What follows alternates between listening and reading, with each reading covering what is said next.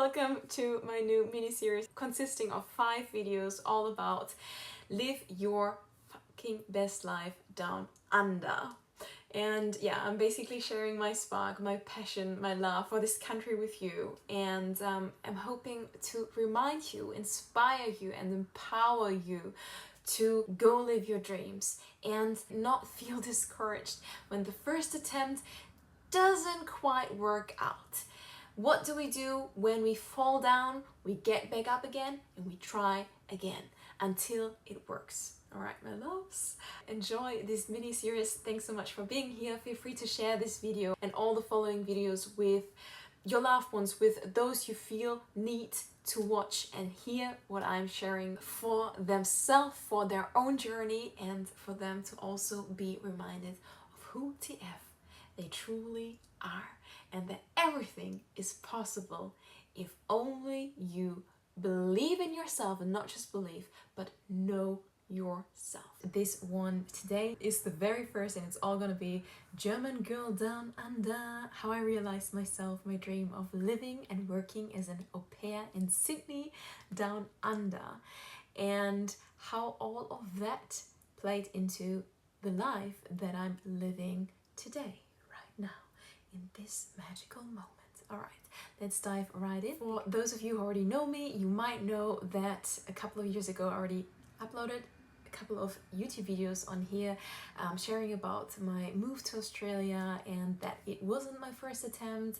I mean, it was my first attempt of like really moving, but that I had been here before, and that I now finally fulfilled my dream of moving abroad. And then life happened and a lot of things happened in between, and what exactly that was I'm going to be sharing in this mini series. But I want to go back to the very moment where it all began. So where did it all begin? Oh god, the magic this mini series holds, you guys. It all began in school. I was doing my Abitur A-level exams, and I was in the final year of that. One day, just a random day, in between classes, I was in what is called the Brunnenhalle, which is like a room where we all just, hung out in between classes, like during break. And I was there with a couple of friends, and there were just a couple of random magazines on the table where we were at. And I picked up one of them, and it was kind of like one of those like advertisement magazines, right? That's usually like, I don't know, that you usually get at the discounter or grocery store. And I just picked it up and I just, flipped through. And all of a sudden, I saw this big rock, this massive red rock. What happened to me that day, in that very moment, was it lit a fire in me. It lit a fire in me, and it made me feel something that I had never felt before.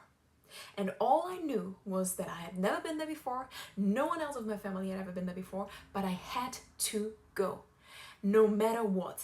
I did not even know where it was at the time. But of course, quite quickly I found out, okay, it's in Australia, it's down under, and it's this massive rock. It seems to be like, the sightseeing thing when in Australia. But I did not care about all that. All I cared about was the fire that it lit within me.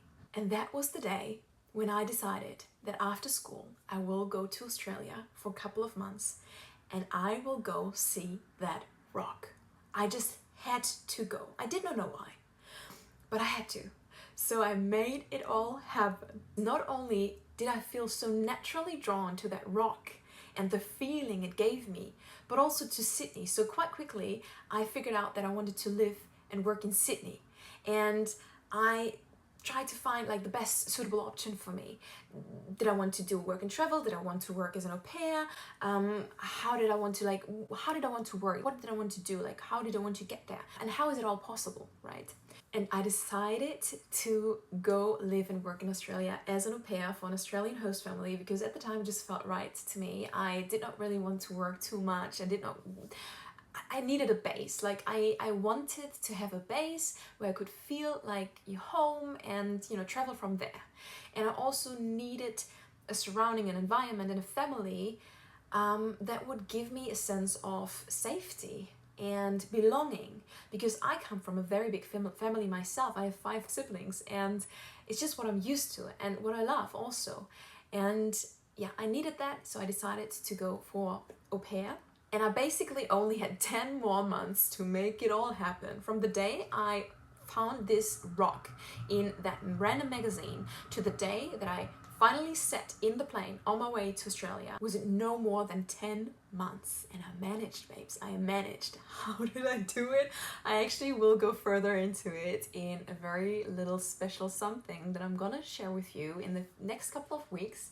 It is first gonna be in German though, and then I will most likely translate it to English as well. It is gonna be amazing for all the people who are interested in going to Australia as an au pair and or want to move to Australia for good, or at least a couple of years. This is gonna be your guide containing everything you could possibly need, all the information, and my expertise, my experience that I have gained over the years since having been down under 8 times. I'm an expert. Call me your go-to person. Call me your make your Aussie dream come true go-to. I am that bitch.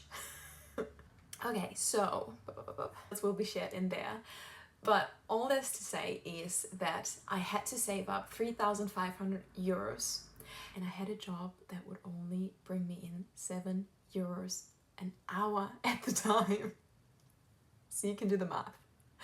It took me a lot of hours, a lot of effort and work, you know, and also willpower to go to work on, you know, beautiful sunny Sundays while everyone else was at the swimming pool and was enjoying their best life, you know, and was just doing whatever they wanted besides preparing for our exams. I was so determined. I had a why. I wanted this, so I made it happen. And this why was such a force, like was making it all happen for me, because this why basically helped me through all the house. Natural alignment with source that helped me to glide through and like basically pave the way through all the challenges and all the struggles and all the house and question marks that occurred along the way. It just did, because it was just stronger than anything else. Whenever I doubted, whenever I questioned, whenever I did not know what to do and where to go and how to do it, my why kept pushing me through, kept calling me, kind of like, we'll figure it out, girl, like you'll find the solution as per, and there is a way, there must be a way, because we want this, so we are gonna make it happen.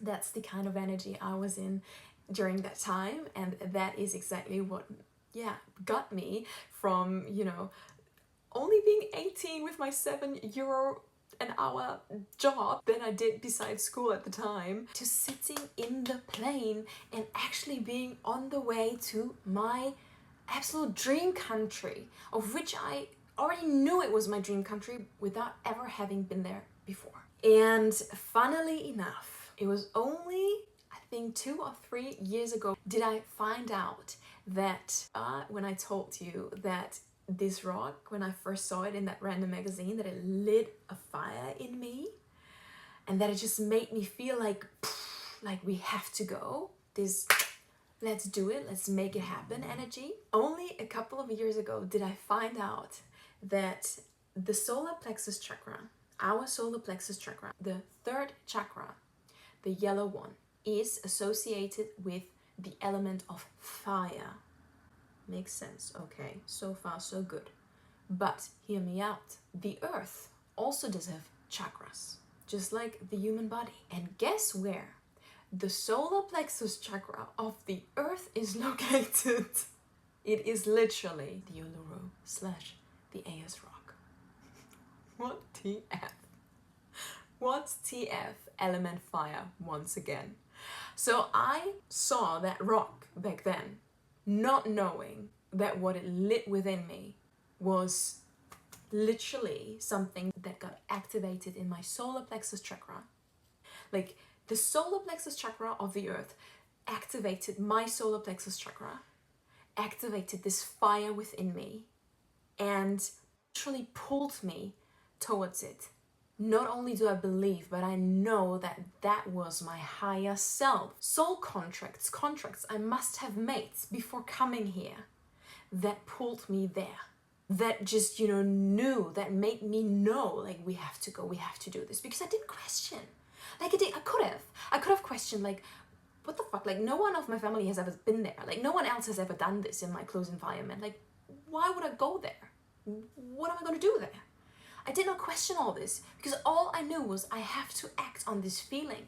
I have to act on this fire. I want to experience the feeling it is bringing out in me even more. It took me another 6 months until I finally booked myself a trip to the Uluru/Ice Rock. After I had first landed in Australia and had already lived and worked as an au pair down under. Absolutely loved it. And the moment I finally stood in front of that rock, OMG, I mean, look at my eyes. I just felt like the truest, most beautiful, most powerful version of me. Like, I just felt so aligned without even knowing what all of this meant. I had no idea. I wasn't as conscious back then as I am today. I had no idea about spirituality and the chakras of the earth. Again, I only found out about this a couple of years ago. But I stood in front of that rock, and not only did I feel so full of pride for having achieved this goal, for having realized this dream, for having made this happen for me. And I literally did, because I put in all the work. I put in all the effort, the time, the energy, the tears. I made it all happen. And yes, I had some help here and there along the way. But at the end of the day, I paid it all by myself. And I planned and organized it all by myself. And especially did I go there by myself. So that moment was pure magic. Was just... whew. And that moment, my dear, is what I want you to feel and experience in this mini-series, to be reminded of your spark, of the fire within you, of what's possible for you. Because once you have experienced yourself, your true, authentic, beautiful, oh so powerful self, no way could you possibly ever go back to anything less than that again. And that's what you deserve, that's who you are, that's what you came for. That is what all my work is all about, what this channel is all about. And I look so forward to continue this series and this story of mine, because it only just begun, in part 2, where I start sharing my streamer's journey. Because let me tell you this, from the day I first went to Australia to today, where, not to spoil the end for you, but I live here now. Surprise, surprise. Had to happen so much stuff, so much growth, so many experiences I had to make, lessons I had to learn, and tasks I had to solve that, I sometimes really felt like giving up and just living that ordinary life. But we, you, everyone here on this channel watching this right now are here for that extraordinary life. Don't you ever settle for this. My visa is officially granted! Yes! Stay tuned for part 2, where it's gonna be all about 3 years post-return to Germany and the pain I was going through by not allowing myself to live what my heart knew to be true. If you want to be notified, feel free to subscribe, like this video, leave a comment if you share the Australia, Uluru and Down Under love, and I can't wait to connect and have you here on this journey. Thank you so much for watching today. Your sparkly fairy.